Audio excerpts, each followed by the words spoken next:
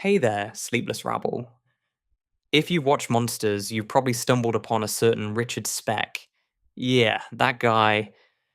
The one with the letters, the bras, and the supposed fanboy admiration for Ed Gein. Well, that wasn't exactly how it went. Tonight, we're peeling back the layers of one of America's most bizarre killers. The man who murdered 8 student nurses in a single night, vanished into a crowd, and somehow re-emerged years later as a kind of grotesque celebrity behind bars. They called him the Birdman of Stateville. He called himself Lucky, and what happened between those prison walls makes Netflix look like day camp. So get comfortable, dim the lights, and maybe, just maybe, don't look at the door too long, because this is Napmax Sleep Stories, and you're listening to the unholy story of Richard Speck. Now, let's go back to the beginning. Back to Kirkwood, Illinois, 1941, where a boy named Richard Benjamin Speck was born, and the world never quite recovered. Kirkwood, Illinois. A town so small, the only reason anyone stopped there was because their car didn't start again. That's where Richard Benjamin Speck entered the world in 1941. 7th of 8 children. An already tired family trying to survive on Bible verses and black coffee. His father was the good one, the kind of man who said grace before meals and meant it. The universe, being what it is, rewarded that by killing him off when Richard was 6. Heart attack. No insurance, no closure, just another coffin in the cold Midwest soil. A few years later came the stepfather, a man who treated sobriety like an optional hobby and discipline like a sport. He'd bark orders, drink, hit, pray, and repeat. The perfect blend of hypocrisy and hangover. The Specks packed up and moved south to Texas, where the sun burned hot enough to peel paint and people's patience alike. Richard never stood a chance at normal.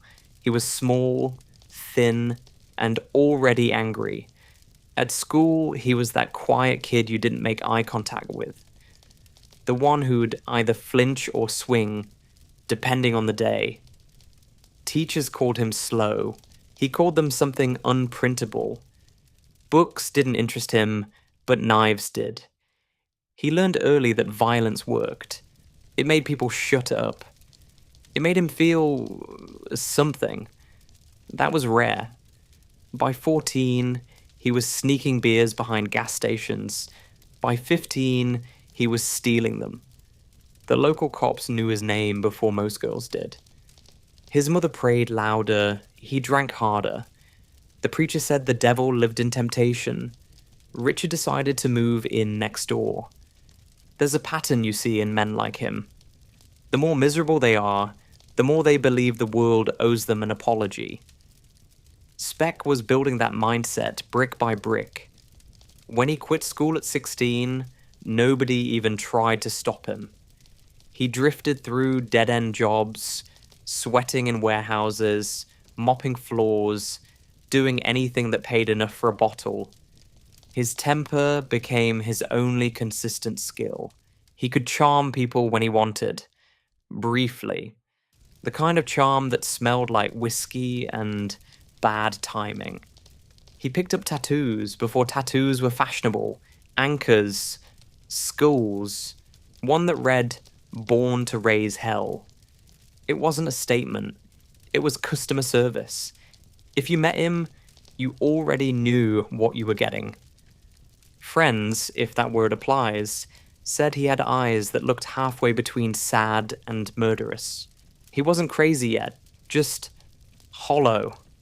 Like someone who had misplaced his conscience and couldn't be bothered to look for it.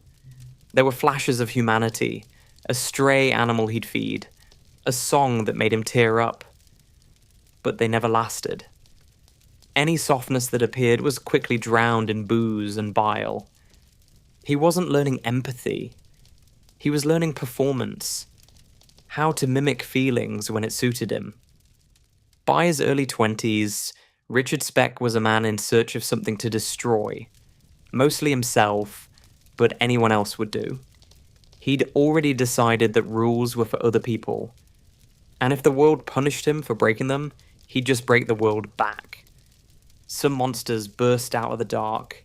Others, like Richard, are built slowly, layer by layer, disappointment by disappointment. And somewhere between the Bible, the belt, and the beer, the boy who watched the world rot began to rot with it. Before we continue, a quick heads up from the shadows. Stories like ours don't really get pushed out much by this platform. Let's just say the algorithm doesn't love people who whisper about the darker corners of human nature. We put so much effort into keeping you entertained, and it's frustrating when the work can't reach you. So if you want this channel to actually reach other insomniacs out there, drop any emoji in the comments, hit like, and make sure you're subscribed. That tiny gesture tells the system that we do good stuff here, and that you like your bedtime stories a little strange. Thank you. Now back to business. By the time Richard Speck hit 20, he'd already collected more mugshots than birthday cards. Texas had become his personal obstacle course: bars, cheap motels, and the occasional county jail. He'd get out, promise reform, then promptly steal something shiny just to remind everyone he was still alive. He met a 15-year-old waitress named Shirley Ann Malone, married her a year later, and had a daughter soon after. For a brief second, it almost looked like stability, but Richard treated responsibility the same way he treated sobriety, as a suggestion. Bills piled up, bruises showed up. He'd disappear for nights, come back drunk, and insist that everyone else was the problem. He worked where he could: dockyards, warehouses, a meat packing plant that smelled like death even before he showed up. Co-workers described him as lazy but mean. He could drink all night and still turn up for work, though mostly to shout, smoke, and get fired. The arrests kept coming. Public intoxication, assault, burglary. He'd serve 30 days, charm his way out, and start again. The police didn't even bother writing full reports anymore. Just same guy, different day. And through it all, he carried a growing sense of destiny, not the noble kind, but the everyone will know my name one day kind. He liked attention. Even negative attention would do. If someone insulted him, he'd grin that crooked grin and say, "You'll remember me." He wasn't wrong. Somewhere along the way, he started collecting headlines about other killers. Ed Gein fascinated him, not for the gore, but for the fame. Speck didn't care about insanity, he cared about legacy. He saw men like Gein become legends and wondered why no one noticed him. He had the violence, he just needed the stage. Shirley left him in 1966 after one too many nights of terror. He threatened her, hit her, begged her, the usual 3-act tragedy. When she took their daughter and ran, he told friends he didn't care. But everyone could tell he did. His ego couldn't handle being abandoned. Losing control over someone else was the only thing that ever really hurt him. That spring, he drifted back to Illinois. Chicago was changing. Industrial grime, racial tension, factories closing. The perfect backdrop for a man with a chip on his shoulder and nowhere to go. He rented cheap rooms, drank with sailors, and told anyone who'd listen that he was born unlucky. He never saw himself as the problem. The world was unfair. Women were liars. Bosses were idiots. It was a convenient worldview, one that kept him angry and alive. When he wasn't drinking, he was stealing. Radios, watches, anything that could be pawned for another night of whiskey. The cops in Dallas, Houston, and Chicago all knew his face, but none of them cared enough to keep him. He was just another drunk with a switchblade and bad luck. But something was shifting. People who met him around this time described a man who'd stopped pretending to be decent. He talked less, stared longer. One bartender recalled how he'd smile at his own reflection in the glass, not admiring himself, but testing the face, seeing what version of Richard Speck looked the most convincing. The drinking blurred the edges, but underneath it all, there was calculation. He was learning how to intimidate, how to manipulate, how to act harmless until it was too late. A co-worker once asked him why he carried a knife. Speck laughed and said, "For cutting sandwiches." The next week, that same co-worker found a slash in his car seat. By mid-1966, he was unemployed again, drifting through the South Side like a ghost in denim. He rented a room near the docks, stole from sailors, flirted with waitresses, and bragged that he was too smart for the system. He'd brag about his tattoos too, point to Born to Raise Hell and say, "At least I'm honest." But behind the bravado, something brittle was cracking. His marriage was gone, his family wanted nothing to do with him, and the law was closing in after a bar fight turned into a stabbing. He was running out of people to blame, and when men like him hit that wall, they don't reflect, they explode. The stage was set.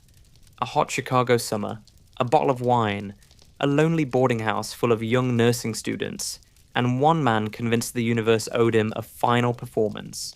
Chicago, July 13th, 1966. The kind of summer night where the air itself feels drunk, heavy, humming, alive with that faint electricity that precedes disaster. The streets shimmered under sodium lights. Dogs barked at nothing, and people slept with their windows open, too tired to worry about what might drift in. At 2319 East 100th Street, the townhouse stood quietly. 3 rooms, narrow staircases, lace curtains that swayed in the faint breeze from Lake Michigan. Inside, 9 nursing students were ending another long day. Some had already fallen asleep, textbooks still open beside them. Others sat on beds, painting their nails, whispering gossip in English and Tagalog, promising to study harder tomorrow.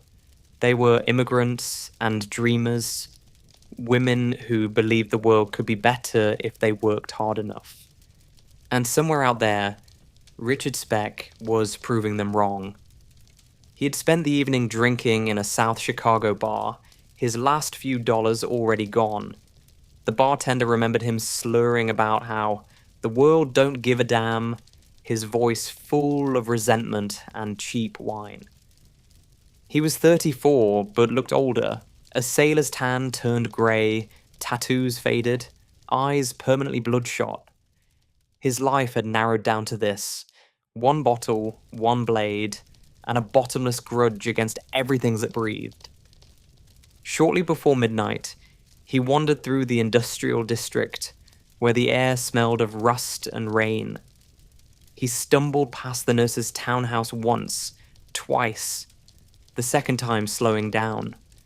There was a light on in the window, a silhouette moving, laughter echoing faintly through the summer night. Something about that warmth enraged him. Happiness always did. He slipped around to the back, found an unlocked screen door, and stepped inside. No sound, just the faint click of the door latch, the whisper of his boots on the linoleum. The first woman he encountered thought it was a robbery. She asked him what he wanted. He said money. She offered her purse, her watch, anything. He told her no one would be hurt, as long as they cooperated. It was a lie, but she wanted to believe it. Everyone always does, for a moment. He gathered the others. 8 women in total, some trembling, some frozen in disbelief. He forced them into one room, herded them like frightened birds. The clock ticked softly. The radio murmured a love song, and outside, the city kept sleeping. What followed was methodical, cruel but quiet. No screaming neighbors, no alarms, no rescue. Just the slow unraveling of 9 young lives in a house that still smelled of soap and perfume. One of them, Corazon Amurao, was too frightened to cry. She kept her eyes lowered, obeyed every word. Speck seemed to lose track, maybe of time, maybe of numbers. Maybe he was drunk enough to think she didn't matter. He tied her hands, pushed her toward a wall, and then turned away. And just like that, she vanished from his awareness, invisible through the sheer look of chaos. As the hours passed, she heard footsteps, soft thuds, doors opening, closing. Sometimes there was a gasp, then silence. Sometimes nothing at all. She waited, muscles cramping, throat raw from holding back breath. When the room finally went still, she eased herself onto the floor and slid beneath a bed. Dust clung to her face. Her heart hammered so hard she thought he could hear it. Through the thin slats above, she saw only his shoes, black, scuffed, pacing. Back and forth, back and forth. Sometimes he hummed, sometimes he sighed, as if what he was doing wasn't murder, just a job he hated. Outside, the street was so peaceful, it felt obscene. Cars passed, crickets sang, a baby cried 2 houses down. Inside, time stopped. At some point near dawn, he left. Maybe he thought there was no one left to kill. Maybe he just got bored. The door clicked shut, and the silence that followed was worse than any scream. Corazon stayed where she was for hours, afraid that one wrong movement might bring him back. When sunlight finally pushed through the curtains, she crawled out, every muscle shaking. The air was thick with heat and something metallic. She didn't look at the beds. She already knew. She walked down the hallway barefoot, whispering names that would never answer again. When the police arrived, she was sitting on the stairs, hair matted, face pale, holding onto the banister as if gravity might forget her. They tried to comfort her, but she didn't cry. Shock is polite that way. Her description came out steady, clinical. White male, tall, tattoo on his arm that says "Born to Raise Hell," probably a sailor. The detectives looked at one another. They already knew the type. And within days, the whole city did too. Posters went up across Chicago. Wanted for the murder of 8 student nurses. Every paper ran the same picture. A lean face, hollow eyes, that smirk that made him look half proud, half gone. While police combed the streets, Speck drifted from tavern to tavern, sleeping in flophouses, bragging to strangers that he was hot property now. When he realized one of those strangers had recognized his tattoo and called the cops, he took a razor to his wrists in a motel room. It wasn't bravery. It wasn't guilt. It was just his favorite habit. Control, even over his own exit.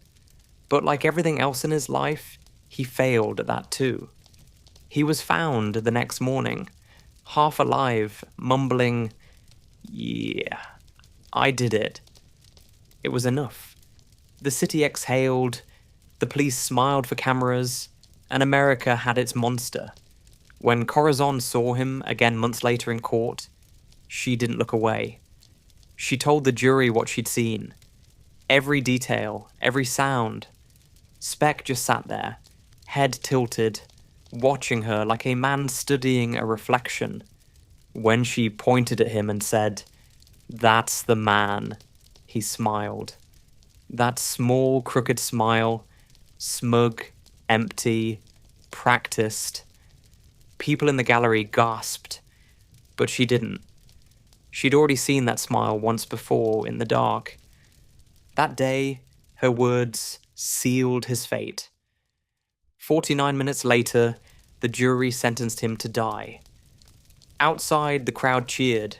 Reporters called her brave, a hero. She just went home.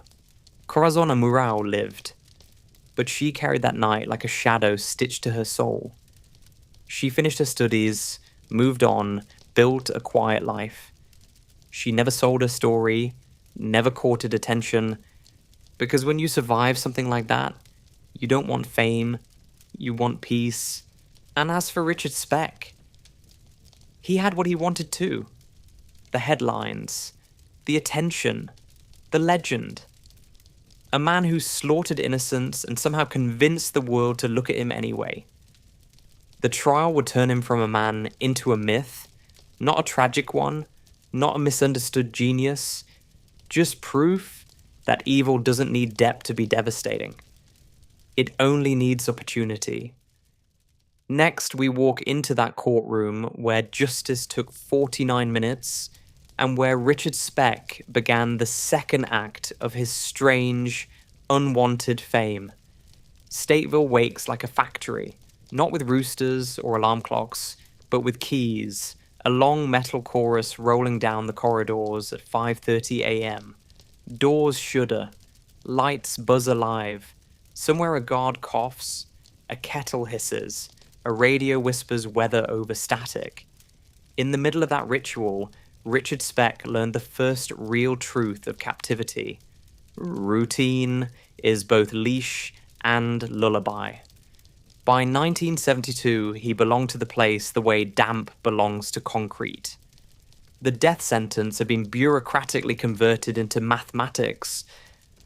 400 to 1,200 years, later sharpened to something cleaner, but equally forever. And forever has practical needs. You get up. You fold the blanket the way they show you. You put on state-issued everything. You stand for count. You don't look like trouble unless you're sure you can win. On paper, he was unremarkable. Medium duty, kitchen rotation when assigned, yard when allowed. Literacy call-outs he ignored. In practice, he was a study in economy. He didn't waste words. He learned faces faster than names, schedules faster than rules, and discovered that the safest men in prison were the ones who could make other men feel comfortable. Not liked. Comfortable. He started with small courtesies. A nod in line. A "you were here first" gesture at the hot water spigot. A seat he didn't take on the bench even when there was room. It wasn't kindness. It was camouflage. The less he scraped the paint, the less anyone noticed what was underneath. Morning count bled into breakfast. Lukewarm oatmeal, bread that tasted like dust, coffee that tasted like vengeance. He ate slowly, not out of savor, but out of calculation. Slow men finish last. They also avoid collisions. He learned which guards took their coffee black and which took it like a personality test. He learned who laughed, who never did, who liked to hear "sir," and who only trusted silence. By midday, the yard opened like a grey mouth and swallowed them all. The wind at Stateville carried a permanent scent of bleach and wet iron, with a whisper of the cornfields beyond the wall, close enough to imagine, never close enough to reach. Men circled the track in two parallel galaxies. The loud orbit of bravado and the quiet orbit of people who planned to survive. Speck found the fence line. There, where the wire met the earth, where patchy grass tried to exist despite boot heels, he discovered the sparrows. They knew no sentence, no docket number. They knew crumbs. The first day he tossed them a corner of bread and they scattered. The second day they considered him. By the third, one hopped close enough to tilt its head. That small, brave nothing of a bird gauging a large, dangerous something of a man. That was the origin of the nickname. Not a grand story, not a myth forged in fire, just crumbs and repetition. Within a month, the yard had learned its new trivia. The butcher fed birds. It was wrong enough to be right. In a place built on forced appetite, he fed what couldn't be forced. Birdman, someone muttered, half laughing. The name stuck because Stateville loves glue. From then on, he moved with a quiet choreography. Breakfast, yard, birds, lunch, work detail when assigned, hands that could move without his face moving at all. Supper, mail call, the minor theatre of who got letters and who didn't. He occasionally did. Neat envelopes from a sister, an old acquaintance. Sometimes strangers who'd read clipped articles and decided to minister to wolves. He answered with tidy script, polite little paragraphs that sounded like a helpline Jesus. Thank you for your prayers. I am doing okay. I read the Psalms sometimes. He knew how to sound like a man who might be salvageable, even if he had no interest in being saved. He didn't preach. He didn't apologize. He watched. He watched the way allied groups negotiated space on benches, the way men with reputations did or didn't shake hands, the way a joke travelled and who laughed on instinct and who waited to see if laughing was safe. Watching is a power that doesn't smell like power. He wore it like cologne. Guards rotated, but the building never did. There was the one who hummed under his breath during count, the one who spoke in short barks, the one who read paperbacks and pretended not to. Speck learned their rhythms too. He offered nothing they could write up and nothing they could praise. When addressed, he answered yes, no, or done. When left alone, he sat still enough to be furniture. Counselors drifted through like weather. One tried to talk Bible. One tried to talk trauma. One tried to talk about the future. And the future laughed them out of the room. Speck met them with an expression he'd perfected long before Stateville. The face of a man who could pass any Turing test for emptiness. Do you think about the women? A young counselor asked, rehearsing courage. I think about being here, he said. It wasn't a dodge. It was his whole theology. In the shop, he worked with the careful detachment of a man building a raft he'd never launch. He didn't rush. He didn't slack. He did enough. He could thread a needle without pricking a finger. He could cut straight lines without looking down.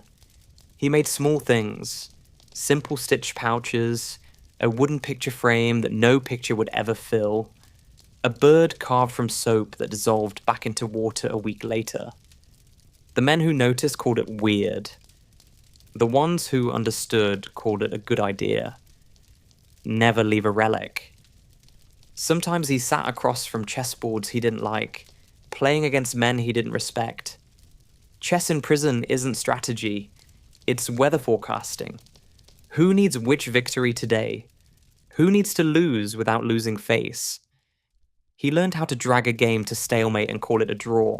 It reassured the right people. He could be tolerated. Tolerated men don't get stabbed for free. Stories about him grew rounder at the edges. One guy swore Speck could hear birds before anyone else did, like a human barometer.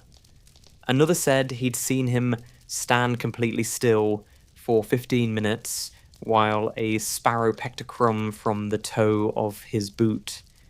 The yard loved that story because it sounded holy and profane at the same time. Holiness wears better in places that have none. Every year in July, the air on the block changed. A pressure drop, a tightness you feel in your teeth.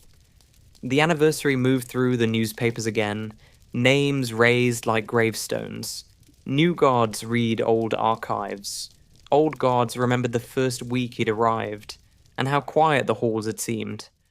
On those days, Speck looked the same as any other, and that sameness was the point. Evil that doesn't flinch is harder to file. He cultivated a particular kind of presence, never first, never last, never there when doors slammed. If a fight started on the tier, he had already stepped through the next doorway. If a search swept the cells, His was arranged to the page number of the rules manual. If a man tried to spark conversation that sounded like confession, he drifted an inch away as if to catch a draft. He didn't hide. He let other people forget he was in the frame. Every prison has its economy, and his currency was friction removed. He smoothed the day for men who measured sanity in inches, held a spot, shifted left on the bench without being asked, remembered which guy's back was failing, and offered the lower shelf without ceremony. It looked like courtesy. It was insurance. The more he made himself part of the furniture, the more stabbing him would feel like kicking a table, messy, pointless, and bad luck. The birds kept coming. In winter they thinned but never vanished, small storms of feather and hunger that ignored fences because fences are human problems. He became a ceremony unto himself.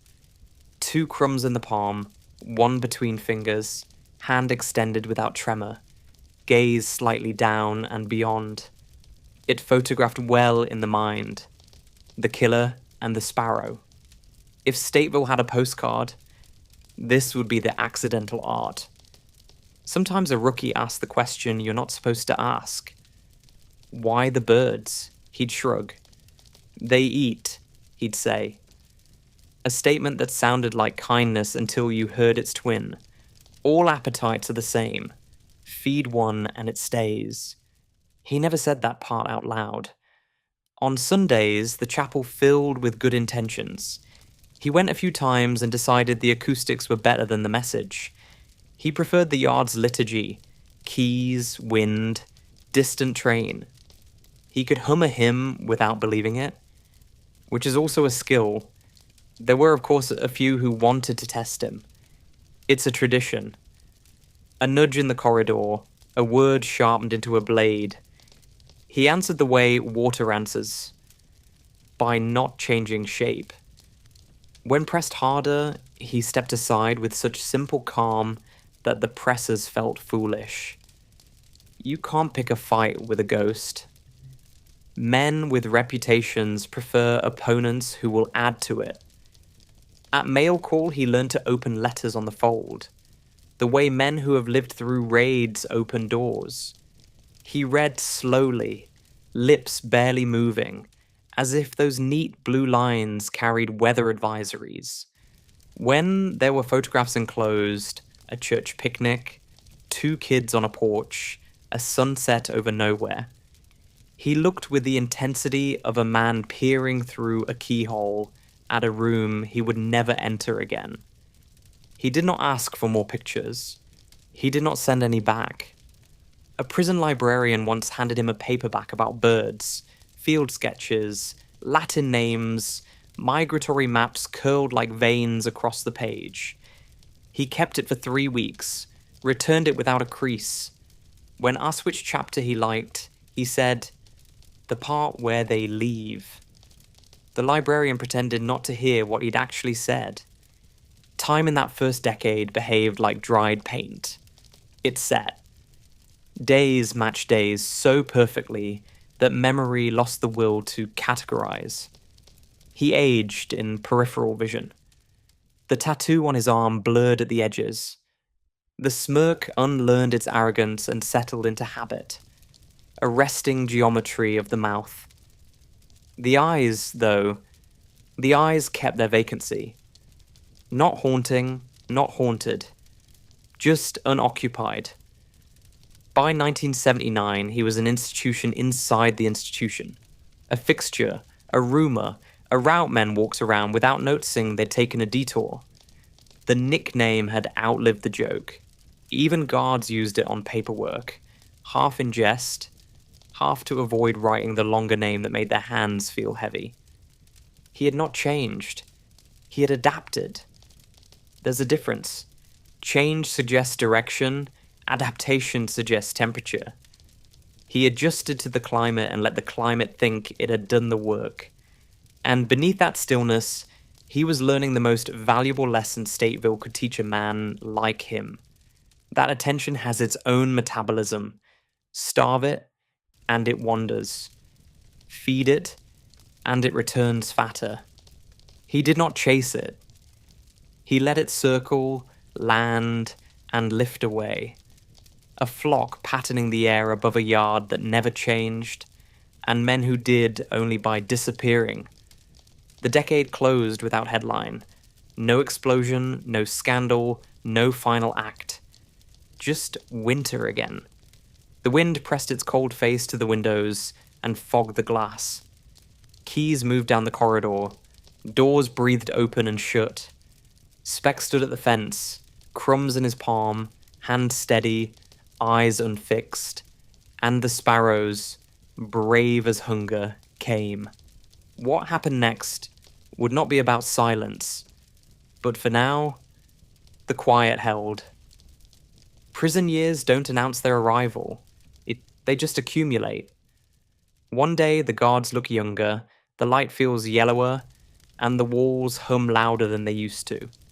By the late 1970s, Stateville had become a living organism, concrete veins, fluorescent eyes, and a pulse you could feel underfoot. And Richard Speck, inmate number B06237, had learned to move through that organism like a virus that learned to imitate a cell. He wasn't the same man who would walk through the gates a decade earlier. Older, softer, quieter, but not in the way that means peace. He had grown into the rhythm of prison life so completely that freedom now sounded inconvenient. He no longer fed the sparrows every day. Sometimes they came, sometimes he forgot. The birdman had learned that even myths get boring when there's no one left to witness them. What began replacing that quiet ritual was something stickier, a kind of currency that couldn't be measured in crumbs. Contraband. Every prison has its black market, but Stateville's was legendary. Pills, cigarettes, powdered courage in plastic bags. Everything had a price. And Speck had learned early that money wasn't the only tender that mattered. Information could buy anything. So could charm. And Speck, despite the headlines that once defined him, was charming in the way cold water is clear. Deceptively pure until you touch it. He began to trade. At first, cigarettes for favors. Later, favors for access. He became the quiet middleman. The one who knew which guard looked away for a $10 handshake, and which inmate could get pills disguised in toothpaste tubes. The same patience that once kept him alive now kept his small empire humming. He didn't deal in violence. Violence was messy. He dealt in indulgence. His cell was tidy, neat enough to fool inspections, loose enough to hide things. A bottle here, a pack there, maybe a folded envelope under a mattress that wasn't his. He was never caught with much because he never held much. He just held knowledge. By the time newcomers arrived, his reputation had already grown mythic again. Not as a killer, that was old news. Now he was something else. The man who could get you through a sentence without going insane. He'd smile, shrug, and say, "You just gotta find your rhythm." Most didn't know that rhythm meant a pill at dawn and another after lights out. He started using casually, then habitually, then as ritual. Speed to wake, downers to sleep, and a fine fog in between that made time less abrasive. It suited him. He'd always preferred the blur to the sharp edges. When guards noticed, they didn't intervene.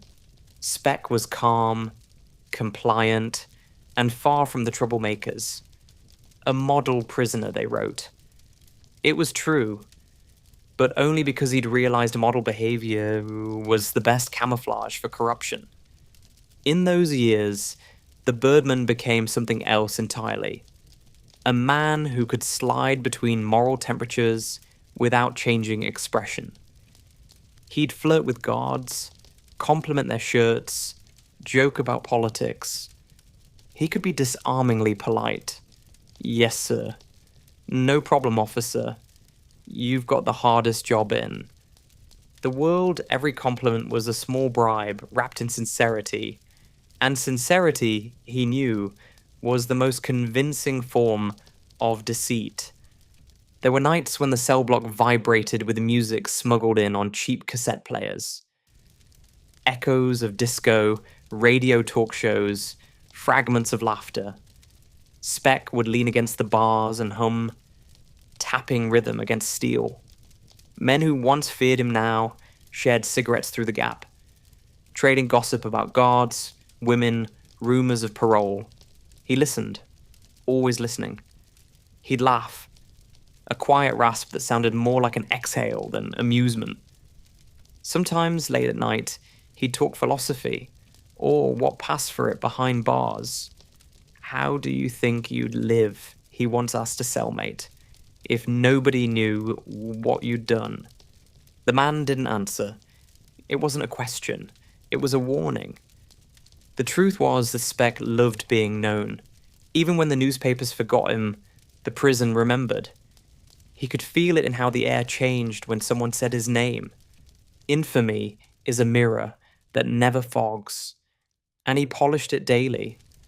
In 1978, when a new warden took over, the administration reshuffled cells and work details. Speck landed in a different block, a little wilder, a little louder. That's where the next metamorphosis began. The drugs got stronger, so did the gossip. He grew his hair longer, kept his uniform looser. A subtle vanity crept in. Cologne smuggled from the infirmary, a dab of Vaseline for shine, even a faint tint on the lips that some swore was makeup.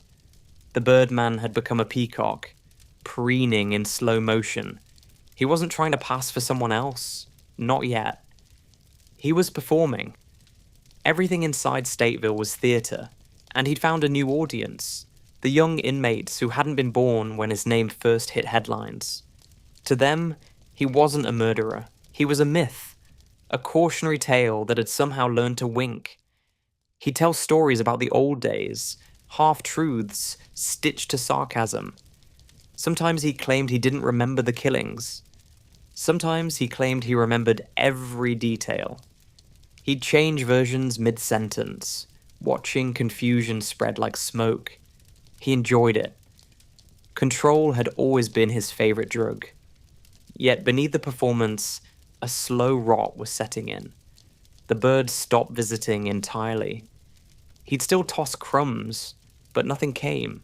He'd shrug and say, "Guess they moved on." But the loss bothered him. In a place where even sky was rationed, he'd lost the only creatures that came freely. The guards noticed he'd begun sleeping late, missing roll calls, his hands trembling slightly. Rumors said he was snorting amphetamines now, hiding them in coffee. When caught, he'd feign surprise, promise to behave, and return to his routine like nothing had happened. He never lost good conduct credits. He always knew when to apologize. By 1980, Richard Speck had become almost unrecognizable. Not in appearance, the same dull eyes, the same uneven smile, but in energy. He'd found a way to survive long after fear of death had expired. He'd turned his sentence into a sandbox, his cage into a stage. He once told an inmate, half drunk, half high, "Everybody thinks punishment is pain, but it's not. Punishment is boredom. I already beat that. That was the key." He'd beaten boredom, which in prison might be the same as beating death. But victory came with a price. The man who used to whisper to sparrows now whispered to no one, sitting alone with a half-empty coffee cup and a grin that never seemed to reach his eyes. Behind him, Stateville continued its endless mechanical day. Locks turned, doors clanged, men shouted. The system pulsed, and deep within it, Richard Speck, calm, smiling, chemically softened, waited for the next thing that would make him feel alive again. That next thing was already on its way. It came in the form of forbidden favors, smuggled cameras, and a world outside that had almost forgotten his name. Almost. By the late 1980s, Stateville smelled of sweat, bleach, and resignation. Most of the men there were ghosts with payphones, talking to people who had stopped answering years ago. And then there was Richard Speck, still walking the tiers with that same lazy half smile, still somehow finding new ways to bend the rules without breaking them. The guards had stopped seeing him. That's the trick of time in a cage. Once a monster survives long enough, he becomes furniture. You stop fearing him. You just dust around him. Speck had mastered invisibility. He could move a pack of cigarettes across 3 cell blocks, trade them for amphetamines, swap the pills for favors, and return to his bunk before the lights blinked off. He was older now, 50, soft around the edges, voice rasped by a million unfiltered cigarettes. He still cracked jokes, still flirted with guards who didn't find it funny, still acted like the walls were only mildly inconvenient. And somewhere along the way, the transformation that had started as rumor became visible. His chest was swollen. His movements languid. He wore small gold earrings smuggled through visits, and under his uniform, delicate women's underwear. The hormones weren't rumor anymore. He'd found a doctor, or someone pretending to be one, who'd been sneaking him estrogen through the infirmary supply chain. Why? That question never had a single answer. Some said it was protection. That in a system where violence was currency, being different offered strange immunity. Others said it was pure performance. One more disguise. A new way to command attention in a place that had stopped giving him any. Maybe it was both. Whatever it was, it worked. By 1987, Speck was infamous again, at least inside. He hosted what the inmates half-jokingly called Speck's parties, a mix of smuggled drugs, homemade alcohol, and the kind of chaos that only happens when everyone forgets there's no such thing as privacy. Someone, inevitably, brought a camcorder. The footage, later known simply as the tape, was never meant to leave those walls. It was just a prison artifact, a grotesque souvenir of what boredom and corruption can build together. Grainy, fluorescent, badly framed, like Hell Shot on VHS. It begins with Speck sitting shirtless on a bunk, hair hanging in greasy strands, giggling like a man who's already outlived consequence. Around him, laughter, music, smoke, skin. He turns to the camera, lifts his shirt, and flashes what looks horrifyingly like small breasts. "See," he says, "I'm a woman now." Laughter off screen. Someone whistles. Then a line of white powder appears on a table. He snorts it in one practice motion, wipes his nose and smiles. "If they only knew," he says, looking straight into the lens, "how much fun I'm having in here. They'd turn me loose." The laughter that follows isn't cruel. It's hollow. The laughter of men too high to remember they're doomed. The camera pans, shows others passing bottles, kissing, boasting. Speck jokes about his room service. At one point, he leans back and says, "We get everything the taxpayers pay for." More laughter. And then, as if realizing the absurdity, he begins to sing. Off-key, slow, the lyrics slurred. Something about freedom. It's the most disturbing part. Not the drugs, not the bodies, but the joy. Joy where there should be silence. Joy from a man whose entire life should have ended decades ago. The tape sat hidden for a year, passed around Stateville like a forbidden relic. Until 1988, when a copy found its way to a journalist investigating prison corruption. From there, it went everywhere. First to legislators, then to television. On May 2nd, 1988, America saw what Stateville had been hiding. The evening news didn't censor much. The powdered lines blurred, the bare skin pixelated, but the laughter was untouched.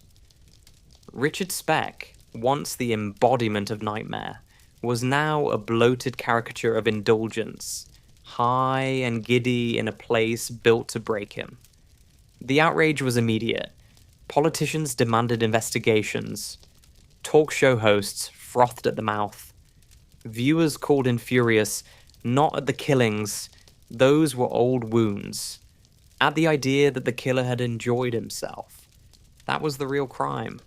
The Illinois Department of Corrections held hearings. Guards were questioned. Supervisors suspended.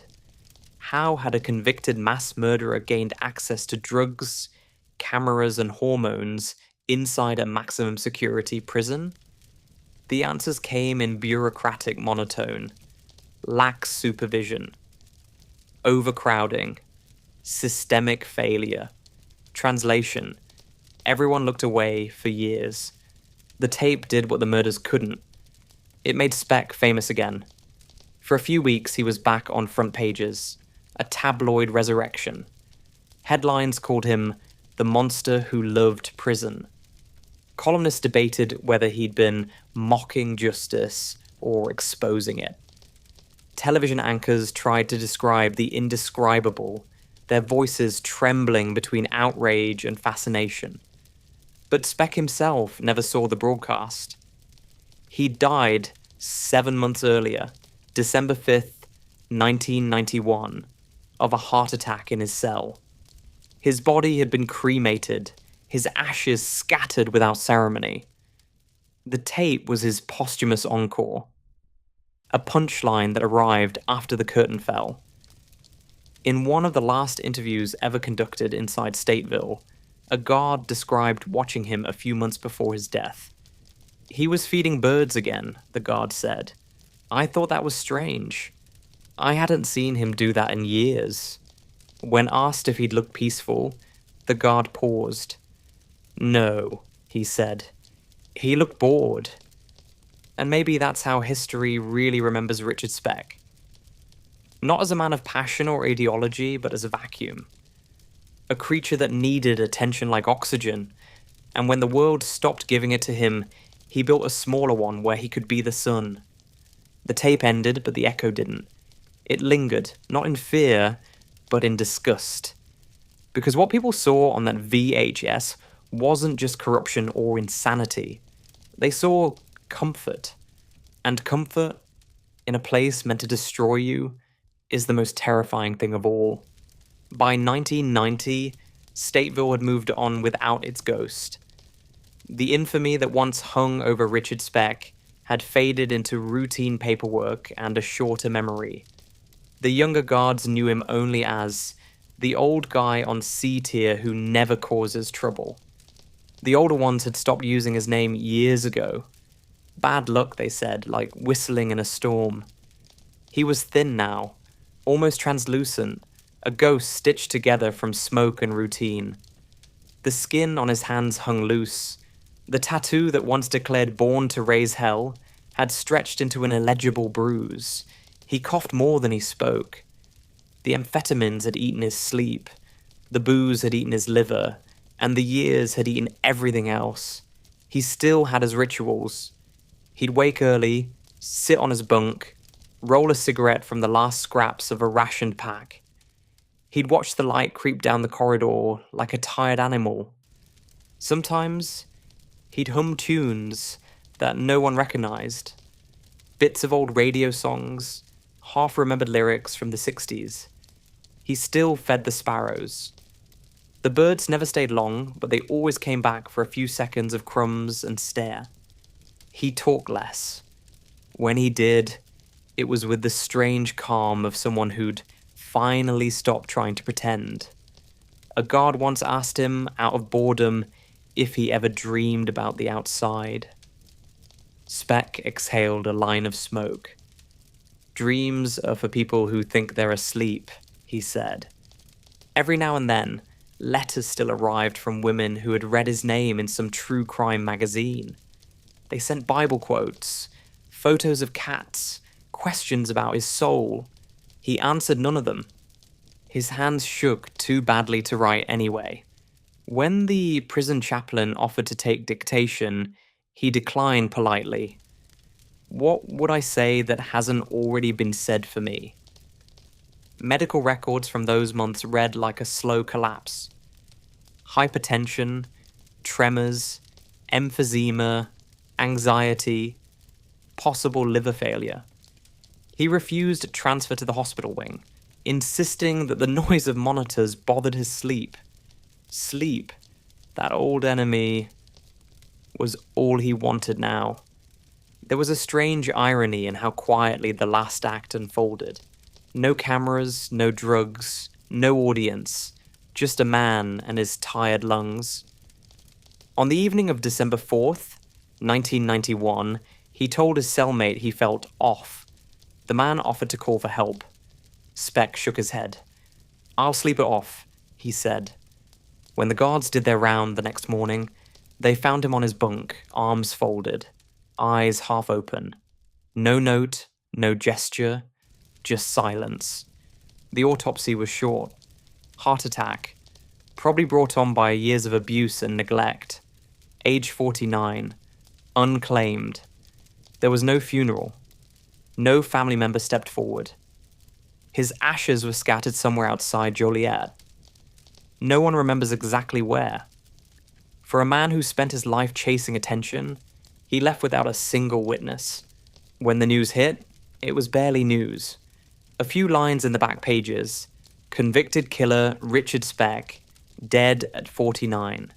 No photo, no comment from the warden. That same week, a pop star released a new album. A politician resigned. A war ended somewhere else. The world had more urgent monsters. Inside Stateville, some men pretended not to notice, others whispered. One guard said he heard birds fluttering by the window at dawn, though December wasn't their season. Another said the yard was silent for a full minute when the news spread, not out of grief, but because it was strange to imagine the place without him. Even villains, it turns out, can be furniture. And that was how it ended. No repentance, no epiphany, no hellfire chorus. Just a long pause in the machinery of a prison that didn't notice the machine had stopped working. Speck once told a guard, years before he died, that he'd probably just disappear. The guard had laughed. In here, nobody disappears. He was wrong. Sometimes they do. They just turn into dust quietly enough that no one bothers to sweep. The tape kept circulating long after the ashes settled. Clips resurfaced in talk shows, documentaries, college lectures about evil and apathy. Each generation rediscovered him like a warning label that wouldn't peel off. Richard Speck did not fit the neat frame of a serial killer. He wasn't driven by ritual or symbol, no grand design or dark romance. He was ordinary, and that was what made him so unbearable to look at. A monster without mythology, just an emptiness that found a mirror in attention. In that way, he was ahead of his time. The original reality show villain before there were cameras waiting to applaud one. He learned what every algorithm now knows. Infamy is still fame, and the difference only matters to people who sleep well. When you watch those grainy frames now, the wig, the giggle, the line of powder, what's most frightening isn't the crime. It's how comfortably he looked living inside his own punishment. As if hell, once furnished properly, is just another home. And maybe that's why his story still circulates in the culture's veins. A quiet reminder that monsters don't die when they stop breathing. They die when we stop watching them. And we never really do. And that was Richard Speck, the man who made prison look like heaven. A reminder that some people don't need demons whispering in their ear. They already speak the language fluently. He wasn't a genius or a myth, or even particularly clever. Just proof that mediocrity can still be monstrous if you feed it enough attention. If you're still awake, congratulations. You've just spent half an hour inside a story the world tried to forget. Maybe now you understand why forgetting never really works. If you like drifting through this one, you know what to do. Like, subscribe, or drop by ko-fi.com/napmax to help us keep the lights dim and the nightmares narrated. I'm not saying we'll ever run out of monsters, just that some of them sound better at 2 a.m. This is Napmax Sleep Stories, and you've been listening to The Man Who Made Prison Look Like Heaven. Good night, Darklings, and just try to sleep easy tonight.